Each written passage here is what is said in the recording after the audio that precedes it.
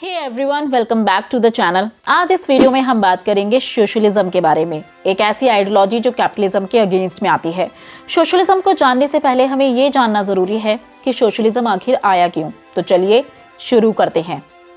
16वीं century के दौरान Europe में इंडस्ट्रियल कैपिटलिज्म काफी ज्यादा ग्रो हो चुका था। इस सिस्टम के आ जाने से सोसाइटी दो पार्ट्स में डिवाइड हो गई, कैपिटलिस्ट और वर्कर क्लास। कैपिटलिस्ट जो इंडस्ट्रीज के ऑनर हुआ करते थे, जिनका मोटिव सिर्फ ज्यादा से ज्यादा प्रॉफिट अर्न करना होता था, और इसीलिए इस सिस्टम ने पॉवर्टी, इनइक्वालिटी, वर्कर्स के एक्सप्लॉयटेशन जैसे प्रॉब्लम्स को जन्म दिया। इन इंडस्ट्रीज में वर्कर्स काफी इनह्यूमन कंडीशन में काम किया करते थे। वर्कर्स का वेजेस काफी लो हुआ करता था। फीमेल और चाइल्ड लेबर काफी कॉमन हो चुका था। वर्किंग आवर्स 10, 12 और कभी कभी 15 आवर्स तक हुआ करते थे। इन सब के बावजूद अनएम्प्लॉयड होने का डर बना रहता था, और इसीलिए 19वीं सेंचुरी में कैपिटलिस्ट सोसाइटी का अल्टरनेटिव था सोशलिज्म। आप आई बटन पर जाकर कैपिटलिज्म को और अच्छे से समझ सकते हैं। अब आते हैं अपने मेन क्वेश्चन पर, what is socialism. Term socialist drive हुआ है लैटिन वर्ड सोशेयर से, जिसका मीनिंग है कंबाइन और शेयर। वैसे तो बहुत से सोशलिस्ट का मानना है कि इसके रूट प्लेटो के वर्क रिपब्लिक में भी देखने को मिलते हैं, पर सिस्टमैटिक वे में इसका ओरिजिन हुआ 19वीं सेंचुरी के दौरान। सोशलिस्ट वर्ड का सबसे पहला यूज 1827 में यूके की कोऑपरेटिव मैगजीन में मिलता है। देन 1830s में यूके के रॉबर्टॉन और फ्रांस के सेंट साइमन ने अपने बिलीव्स को नाम दिया सोशलिज्म का, और 1840s तक ये टर्म इंडस्ट्रियलाइज्ड कंट्रीज में काफी ज्यादा फेमस हो गया, जैसे France, Belgium, Germany etcetera. Socialism एक ऐसे इकोनॉमिक सिस्टम की बात करता है जिसमें रिसोर्सेज पर किसी इंडिविजुअल का अधिकार ना हो, बल्कि उन्हें ओन किया जाए पूरे सोसाइटी के मेंबर द्वारा। बेसिकली ये सिस्टम बात करता है पब्लिक ओनरशिप की। मीन्स ऑफ प्रोडक्शन, ऐसे साधन जिन्हें प्रोडक्शन के लिए यूज किया जाता है, उन पर पूरे सोसाइटी का अधिकार हो, ना कि किसी एक इंडिविजुअल का। इस तरह के इकोनॉमिक मॉडल के कुछ मेन फीचर्स हैं, जो कि कुछ इस तरह हैं। ये बात करते हैं community, cooperation, equality, class politics और कॉमन ओनरशिप की। एक एक करके इन्हें डिटेल से जानते हैं। Number 1, community. इनके अकॉर्डिंग इंडिविजुअल को सोसाइटी से सेपरेट नहीं किया जा सकता है, क्योंकि कोई भी इंडिविजुअल अपने आप में सेल्फ सफिशिएंट या सेल्फ कंटेन्ड नहीं है।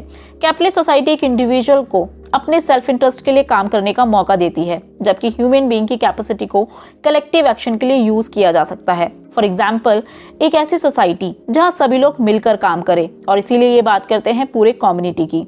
Number 2, cooperation. इनके अकॉर्डिंग ह्यूमन बीइंग एक सोशल क्रिएचर है, और इसीलिए लोगों के बीच एक नेचुरल रिलेशनशिप है, एक ऐसा रिलेशनशिप जिसमें लोगों के बीच कंपटीशन से ज्यादा कोऑपरेशन है। इनके अकॉर्डिंग कैपिटलिस्ट प्रमोट करता है कंपटीशन को, बट ये कंपटीशन लोगों के बीच सेल्फिशनेस और एग्रेशन को बढ़ाता है, जबकि कोऑपरेशन लोगों के बीच सिंपैथी, केयरिंग और अफेक्शन को बढ़ाता है। Number 3, equality. ये फीचर सोशलिस्ट सोसाइटी को कैपिटलिस्ट से क्लियरली अलग करता है। ये बात करते हैं सोशल इक्वालिटी की, एक ऐसा समाज जहां सभी को इक्वल ट्रीटमेंट मिले। इनके अकॉर्डिंग अगर लोग कम्युनिटी में रहकर कोऑपरेशन के साथ इक्वल सोशल सर्कमस्टांसेस में काम करें, तो इस तरह से लोग कॉमन बेनिफिट के लिए काम करेंगे, जिसका आउटकम भी इक्वल होगा। Number 4, class politics. Capitalist society से इमर्जेंस हुआ दो क्लासेस का, कैपिटलिस्ट और वर्कर क्लास। सोशलिस्ट बात करते हैं वर्कर क्लास के इंटरेस्ट और इमेंसिपेशन की, एक ऐसी सोसाइटी जिसमें क्लास डिस्टिंक्शन या इनइक्वालिटी को कम किया जा सके और एक क्लासलेस सोसाइटी बनाई जा सके, और वर्कर्स को कैपिटलिस्ट के एक्सप्लॉयटेशन से बचाया जा सके। Number 5, common ownership. सोशलिज्म का ओरिजिन मेनली कैपिटलिज्म के बढ़ते कंपटीशन, इनइक्वालिटी और प्राइवेट प्रॉपर्टी के अगेंस्ट में हुआ है, और इसीलिए ये बात करते हैं मीन्स ऑफ प्रोडक्शन पर पूरे कम्युनिटी के अधिकार की। सोशलिस्ट प्राइवेट प्रॉपर्टी को कई रीजंस की वजह से क्रिटिसाइज करते हैं, जैसे कि number 1, property is unjust. Means इनके अकॉर्डिंग वेल्थ को ह्यूमन लेबर के कलेक्टिव एफर्ट के द्वारा प्रोड्यूस किया जाता है, और इसीलिए उसे प्राइवेट इंडिविजुअल नहीं बल्कि कम्युनिटी के द्वारा ओन किया जाए। Number 2, property breeds acquisitiveness and so is morally corrupting. Means private property लोगों के बीच एनकरेज करती है मटेरियलिस्टिक चीजों को। मटेरियलिस्टिक गेन के लिए प्रॉपर्टी के ऑनर ज्यादा से ज्यादा वेल्थ को एक्यूमुलेट करना चाहते हैं, जो मोरली उन्हें करप्ट बनाती है। Number 3, property is divisive. Property society में कॉन्फ्लिक्ट पैदा करती है। फॉर एग्जाम्पल, ऑनर और वर्कर के बीच, एम्प्लॉयर्स और एम्प्लॉयज के बीच, और सिंपली रिच और पुअर के बीच। और इन रीजंस की वजह से सोशलिस्ट ऐसे सोसाइटी की बात करते हैं जिसमें प्राइवेट प्रॉपर्टी के इंस्टीट्यूशन को कॉमन ओनरशिप के द्वारा रिप्लेस कर दिया जाए, पर यह होगा कैसे। 1917 में रशियन रेवोल्यूशन में जब पावर बोल्शेविक पार्टी ने सीज की, जिसके लीडर थे व्लादिमीर लेनिन। उनके अकॉर्डिंग सोशलिज्म अचीव किया जा सकता है थ्रू नेशनलाइजेशन, मीन्स सभी चीजों पर स्टेट का अधिकार होना।